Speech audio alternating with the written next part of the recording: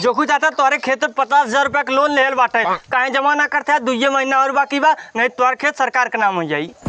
हम लोन ना ले आई भैया। खेतवा तोरे नाम पे बाटे, लोनवा कहले बाटे, कायदे जमा कर दिया। भले खेतवा हमरे नामे बाटे, हम लोन ना ले कहाँ जमा करी? ना जमा करब हम।